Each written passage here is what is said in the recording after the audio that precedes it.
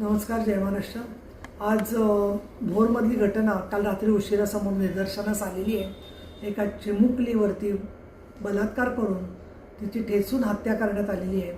वारंवार अशा घटना महाराष्ट्रामध्ये आपल्याला घडताना दिसत आहेत। या घटनेमध्ये दुर्दैवाने त्या मुलीचा त्याच्यात मृत्यू झालेला आहे आणि आरोपी जो आहे त्या आरोपीला अटक केलेली आहे असं मला पुणे ग्रामीण पोलीस अधीक्षक संदीप गिल यांनी सांगितलेलं आहे।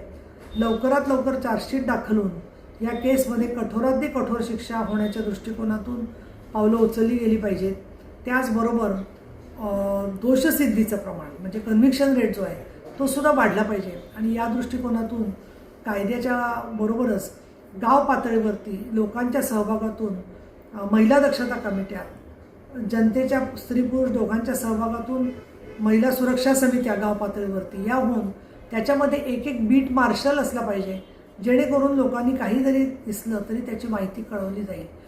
पोलिसांच्या बरोबरच अशा प्रकारची मानसिकता असणारे जे आरोपी आहेत त्यांच्याबद्दलचं हॅबिच्युअल ऑफेंडर लिस्ट म्हणजे वारंवार असे गुन्हे करणारे, एक सवय ज्यांना पडलेली आहे विकृतीची, असे जे लोक आहेत ते की जे चोरून लपून समाजात राहतात आणि एखादी मुलगी जवळ जरा दिसली आसपास, मग ती बागेत दिसो किंवा ट्रेनमध्ये भेटो किंवा एसटीत भेटो तिची छेडछाड करत असतात। या लोकांना CCTV कॅमेरामध्ये जे तेव्हा पकडलं जाईल आणि त्यांना आधीच प्रतिबंधात्मक कारवाई झाली तर बऱ्याचशा गोष्टींच्यामध्ये मार्ग निघेल।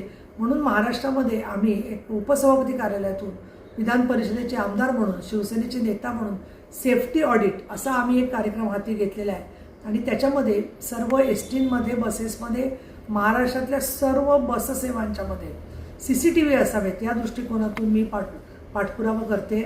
आमचे नेते आणि नगरविकास उपमुख्यमंत्री, नगरविकासचे मंत्री एकनाथ शिंदे यांना पण मी या संदर्भात निवेदन दिलेलं आहे की अशा प्रकारे सर्व ट्रान्सपोर्टमध्ये सुरक्षा व्यवस्था असावी।